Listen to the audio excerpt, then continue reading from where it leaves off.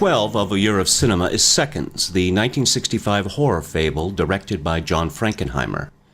He joked in later years that his film had gone from failure to classic without ever having been a success. The ever higher critical stature of Seconds has generated a number of rather strange theses about its meaning. The first thesis is that Seconds is an allegory of McCarthyism. This is an example of the cultural phenomenon noticed by Steve Saylor. The further an epoch recedes, the greater the importance it assumes to our elite. Suffice to say that Frankenheimer was a liberal who thought the blacklist a bad thing, so he was keen to hire blacklisted actors, 4 of whom appear in this movie. C'est tout. The second thesis is that Seconds is an allegory of gay repression. See Saylor above. Rock Hudson, the lead, was a homosexual who pretended otherwise, and was outed shortly before he died of AIDS in 1985. In opposition to this thesis, I will note there is little evidence that Hudson was particularly put out by having to lead a double life. In the event, all actors lead multiple lives on stage and screen. They are all fakes by their very nature. In addition to their professional fakery, they usually pretend to be handsomer, taller, and younger than they really are. They often pretend to be dedicated craftsmen, whereas they are commonly monsters of egotism beset with childish insecurities. Not that this could be said of Rock Hudson, a hard worker and much respected. I will present here a third thesis about Seconds, that it is a study of being versus becoming. As noted, Frankenheimer was a liberal, especially close to Robert Kennedy. In fact, Kennedy spent the night before his death, in 1968, in Frankenheimer's house in Malibu, the same house where Hudson lives in Seconds, and he drove him to the victory celebration at the Ambassador Hotel. But Frankenheimer was also raised Catholic and considered becoming a priest. He later apostatized, but as I remarked in my essay on Martin Scorsese's After Hours, an old-school Catholic education was not thrown off lightly. Frankenheimer would have been familiar with The Imitation of Christ, the classic book of devotion by St. Thomas à Kempis. Therein, St. Thomas declares, as expressed by the most recent Penguin translation, "Wherever you go, you take yourself with you and always find yourself." Or, as the popular adage has it, "Wherever you go, there you are." Around 1900, this traditional view of existence was challenged by what is known as the time or process philosophy taught by Henri Bergson. In 1927, Wyndham Lewis, the extraordinary painter, novelist, and philosopher, delivered a riposte to the Bergsonians called Time and Western Man. According to Hugh Kenner's study of Lewis, quote, "He was enabled to discern, as did no one else, a special and unusual fact about the 20th century. Flux was not being taken for granted, it was being hypostatized. La durée, duration, as Bergson had been explaining when the young Lewis visited his Paris lecture room earlier in the century, was the only reality," unquote. In Lewis's own words, quote, "For our only terra firma in a boiling and shifting world is, after all, our self. That must cohere for us to be capable at all of behaving in any way but as mirror images of alien realities, or as the most helpless and lowest organisms, as worms or sponges." Seconds is the Faust myth filtered through Bergson. Arthur Hamilton, played by John Randolph, is a 51-year-old bank vice president. 5 times a week, the train takes him from Scarsdale to Manhattan and back again. Scarsdale became an eponym for the mindless conformity and consumerism decried in 2 highly influential bestsellers from 1956, William White's The Organization Man and Sloan Wilson's The Man in the Gray Flannel Suit. By 1965, in George Axelrod's hilarious How to Murder Your Wife, Scarsdale had become an eponym for the emasculation of the American male. Arthur Hamilton is in the throes of a midlife panic. He is dead inside and hostile to the ministrations of his sensitive and loving wife. Worse still, he has been contacted by a long-dead college friend who informs him of the existence of an organization that offers nothing less than rebirth. Hamilton makes the pilgrimage his friend suggests. Passing through two businesses, a steam press and slaughterhouse with strong associations of hell and dismemberment. He is then drugged, blackmailed, and subjected to the blandishments of the blithe Jeff Corey, the patronizing Key D, and a folksy but sinister old man, played by that sinister old communist Will Geer, of Grandpa Walton fame. Here's the deal.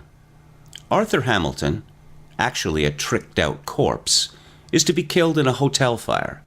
This accidental death provides more than enough money to provide for his wife and daughter, and to pay for his transformation into Antiochus or Tony Wilson, a bachelor Malibu artist with the face and physique of Rock Hudson. I cannot say why Hudson was given this grand old Greek name. I would guess it is a reference to one of the sacrificial victims of the Minotaur in the Labyrinth. Key D's vocational counselor tells Hamilton that his new life, quote, will be a transition from this present work. You see, you don't have to prove anything anymore. You are accepted. You will be in your own new dimension. In short, you are alone in the world, absolved of all responsibility, except to your own interest. Isn't that marvelous? And remember, you've got what almost every middle-aged man in America would like to have. Freedom. Real freedom. This is the voice of the devil, or Henri Bergson, or, in our present year, Caitlyn Jenner and Zur supporters. In Malibu, Tony Wilson is given a valet, suave and steely, played by Wesley Addy. He meets a free-spirited, as we used to say, woman, Nora Marcus, played by Salome Jens. She is devastatingly sensual, but also manifests the empathy of the Eviga vibe. She is the yang to his yin, the perfect companion. Perfect by design, one might say. Disturbingly, she abandoned her husband and two young sons. Why? Because she has, like Wilson, embraced flux as her governing principle. She takes Wilson to a genuine bacchanal in Santa Barbara, where the ritual of the transmogrification of dead grapes into living wine is practiced. All the revelers are nude, and Wilson is loath to surrender his Hamiltonian essence. But Nora overcomes his prudery, and Tony surrenders and is ceremonially reborn. His valet has been keen to introduce Tony to his neighbors. This is the yin to the yang of Santa Barbara, bad drunk, not good drunk. Tony meets a jolly woman who tells him she belongs to a special kind of group that every month changes sects. That's S-E-C-T-S, not S-E-X. Right now, we're in Aztec, she explains. Huitzilpoctli, Quetzalcoatl, virgin sacrifice and all. Later, Tony will meet a man who has been ordained in 3 different sects, as a Catholic priest, a Protestant pastor, and a Jewish rabbi. In the New Age, sects are trivial. It is spirituality that counts. In Vino Veritas, Tony's drunken abandon forces the truth from his valet. There are a lot of Tonys about. He flees to Scarsdale and has a sad, pseudo-anonymous reunion with his widow. His valet minder intercepts him and returns him to the organization. He has become a factory second. But he has learned nothing from his experience. He demands a second chance at a second chance. There were certain mistakes made in my case, he protests. It's going to be different from now on. A new face and a name. I'll do the rest. I know it's going to be different. Tony Wilson does get a new face and name, but not in the way he expects. I first saw Seconds on TV when I was about 12 years old. After the final scene, I had to be peeled off the ceiling. Nearly 50 years later, I have yet to view a denouement as horrifying. Laurence Olivier was Frankenheimer's choice to play both Arthur Hamilton and Tony Wilson. The studio wanted a bigger star, and Hudson refused to play both, so Frankenheimer divided the roles. This was for the best, as two actors as physiologically different as Randolph and Hamilton highlight the unreality of the fable, and Olivier was, to put it kindly, incapable of subtlety, while Hudson is a revelation. The rest of the cast is just as good, particularly Frances Reed as Hamilton's wife, and Murray Hamilton as his old college chum. Roger Ebert argued that black and white doesn't subtract something from a film, but adds it. Seconds is a testament to this. In his fine commentary, Frankenheimer praises legendary cinematographer James Wong Howe as the co-author of Seconds. True enough, but Frankenheimer's career reveals him to have been a real auteur and a composer of many of the most beautifully composed shots in cinema. See The Manchurian Candidate for further evidence. Jerry Goldsmith's score and David Newhouse's editing are exemplary. Frankenheimer was 35 when he made Seconds. He was a wunderkind of both TV and cinema, but his career rather went off the rails after Kennedy was murdered. Thankfully, he did have a late-life renaissance of his own. 52 Pickup and Ronin are my two favorites from that period. The Criterion Collection transfer of Seconds is a testament to the power of Blu-ray done perfectly. It is simply gorgeous. There are the usual high-quality supplements, including a typically thoughtful appreciation of the film and Frankenheimer from Alec Baldwin.